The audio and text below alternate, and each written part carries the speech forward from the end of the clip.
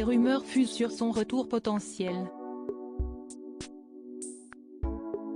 Ministre de l'Agriculture de juillet 2020 à mai 2022, Julien Denormandie s'est finalement retiré de la politique à la suite de son mandat. Pourtant son absence semble se faire ressentir dans les couloirs de l'Élysée d'après un portrait paru dans l'Opinion ce mardi 25 avril. Surnommé le réserviste de la Macronie par le quotidien, l'ex-ministre serait pressenti pour succéder à Alexis Kohler ou à Elisabeth Borne. Perçu comme l'ex-marcheur des origines en référence aux idées politiques qu'il incarnait, l'homme de 42 ans était aussi reconnu pour sa proximité avec Emmanuel Macron. « C'est mon bébé » avait un jour affirmé le président de la République. Des propos confirmés par le sénateur de la Côte d'Or, François Patriat, qui avait aussi affirmé que le chef de l'État considérait Julien Denormandie comme son fils malgré leurs 3 ans de différence. Mais serait-il prêt à remettre le couvert? Comme l'a rappelé l'Opinion, Emmanuel Macron avait tenté de rallier Julien Denormandie à sa cause en lui proposant plusieurs ministères en 2022, dont Bercy.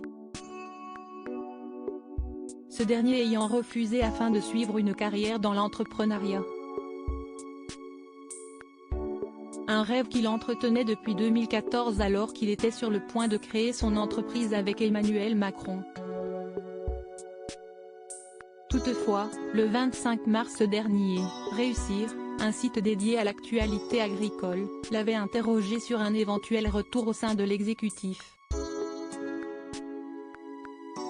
Une question à laquelle il avait répondu, joker, supérieur à Emmanuel Macron marqué par l'exercice du pouvoir, son évolution physique depuis 2017 qu'est devenu Julien Denormandie.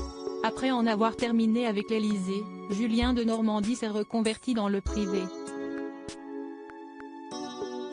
Il s'est fait embaucher en tant que Chief Impact Officer, chargé d'étudier l'impact des activités des entreprises, chez Sweep.